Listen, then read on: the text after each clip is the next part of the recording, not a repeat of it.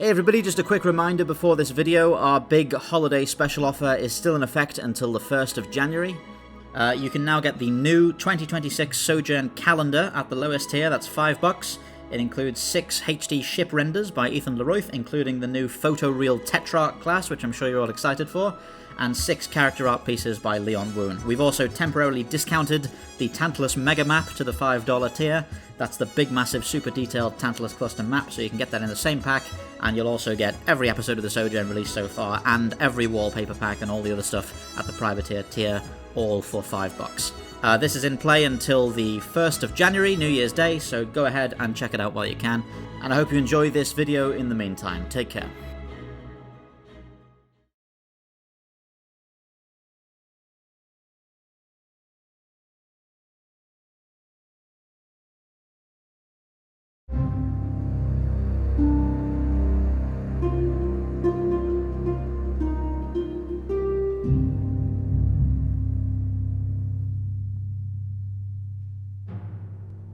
The fall of Valeria Seibus into Union hands shook the Tantalus cluster in a way not even the outbreak of war had managed. With one of the most well-known population centres of the Centrum Assembly now under the control of a hostile occupying force, the demand for answers as to how this could have been allowed to happen was reaching a fever pitch. But more importantly, the Frontier Union seemed to have been achieving everything it had set out to do. Though the Valyriia system itself was still embattled, it was undeniable that Tandel and Lemaire's forces now held a strong foothold at the very gates of Centrum, and to their minds there was no better position from which to dictate terms. Tandel judged that they had achieved Hakeem's stated war goals, presenting a powerful opposing force to the Centrum Defence Force and intimidating the Assembly with their victories into a willingness to negotiate an armistice favourable to the Union. At the invitation of Hakeem and Deban, Tandel briefly returned to the southeast for a decoration ceremony on Teldrin, where he was to be awarded the newly invented Ribbon of Freedom for the ongoing strategic success of what Hakeem had flatteringly named the Tandil Rush. Upon arrival, Tandil found that things had changed drastically since his last visit. Hakeem was consumed with the glories his new nation had won against the Assembly, and it became increasingly clear to Tandil that any hope of suing for peace with Centrum was fast slipping away. The only voice of equal weight that might have been able to change things was Grand Selectman of Teldrin, Henrik Deban, but Tandil found his frame of mind to be even more concerning than Hakeem's. Deban had become obsessed with the idea of a grand and vaunted frontier nation, to exceed the ancient splendour of the Assembly and the Centran nations that preceded it. The Grand Selectman would spend every waking hour meticulously designing the details of the imagined nation he would lord over from his beloved Teldrin. New, neatly ordered uniforms for the officers of the Union militia, his ongoing pet project to fashion the various Myalan creoles of the southeast into the national language of Standard Teldrani, and enough scribbled fantasies of flags, statues and honour guards to leave no doubt of the man's priorities. Tandil would find no voice of reason here. In a much more public ceremony than the fleet leader had expected, Tandil was awarded his Ribbon of Freedom, and Hakeem took the opportunity to make a broadcast watched across Tantalus, remembered as the Shioki Plaza address.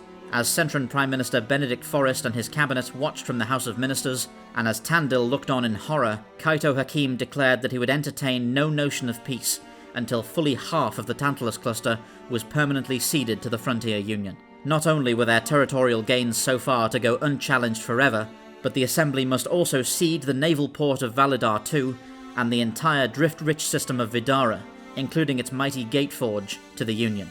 There could be no doubt that so bold a demand would never be entertained by the Centran government for a moment, a fact Hakeem seemed keenly aware of, as he dispatched an unsettled Devin Tandil back to the southwestern front to continue his war for however long it may take. Though there were dissenters, Hakeem's declaration was surprisingly popular among the people of the southeastern frontier.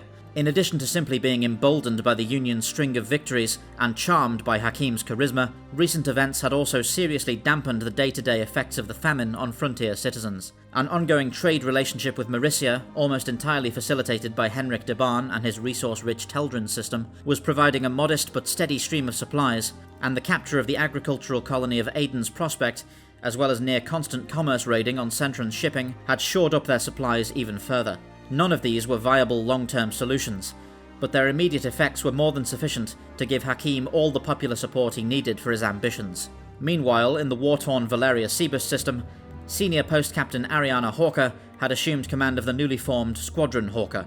Joining on Vanquisher's wing was Hawker's previous command, the CSV Arbitress, now mastered by her close friend and former XO, Commander Michael Trevelyan. Joining them were the former Discovery Service Captain Samuel Medwin of the Dalliance, and the notoriously unstable Commander Lachlan Baird of the Percheron, both having served at Hawker's side in the Battle of Valyriia Seibus. The final commanders joining to fill out the squadron were adventurous young Commander Flair Navio of the Brazen, and the elegant and aristocratic Captain Juanita Villacorta of the Euphony, formerly a squadron commander herself. For more than 14 months, Squadron Hawker fought numerous actions in Valyriia against the forces of Free Warden Lemaire and Fleet Leader Lorato, as well as Tandel himself once he had returned from the frontier and again assumed command. With resupply highly unreliable and the public demand for results extremely high following the loss of Seibus, Force Southwest had essentially been given a free hand to operate as a sort of military exclave, with total operational independence. Commodore Anthony Hadley split his time between his command centre at Validar II and the Vidara Gate Forge, where the all-important Temperantia-class second rates were being constructed, destined for use in the attempted recapture of Seibus. As a result, Union efforts in the area were geared towards near-constant commerce raiding, making every attempt to forestall the completion of the Centran second rates by intercepting their supply convoys, while attempting to prepare their own assault on Validar II, though suffering repeated delays of their own. The gate to Centrum was held secure by a heavy squadron led by Captain Frauke Dahl, a scornful and often cruel woman who had received numerous complaints from the officers and ratings under her command, but with no real alternatives available, Hadley was forced to continue to rely upon her. In contrast, Captain Hawker had closely heeded the advice of Commodore Hadley and taken very well to the role of squadron commander, deftly handling a number of difficult interpersonal issues between her captains. Juanita Villacorta, for instance, had held a certain amount of resentment towards Hawker for having been essentially displaced as a squadron commander, and it had required careful work from Hawker to learn how best to navigate this and other complexities, such as Baird's eccentric aggression in action and a budding relationship between Medwin and Navio. Within several months, however, Hawker, with patience and charisma, had skillfully refined her squadron into a potent fighting force, built on mutual trust and respect, the results of which were fiercely evident in battle. Though Union raiding efforts had created enormous delays, it was due in large part to the efforts of Squadron Hawker that supplies had now reached the Vidara Gate Forge reliably enough that the new Temperantia-class ships would finally slip their moorings. Devin Tandil was keenly aware that the momentum he had established at the outbreak of war was now flagging. The moon of Valyriia Seibus was a vital prize for the psychological blow its capture had delivered to the Assembly, but the logistical demands of holding and supplying it had cost the Tandil rush its all-important speed and urgency, threatening to turn the Valyriia system into an inescapable quagmire for the Union. Keenly aware that they must strike before the new second rates could be arrayed against them, Tandil, Lemaire and Lorato began to draw their plans for what would be their greatest challenge yet, a daring assault on the powerful fortifications of Validar II.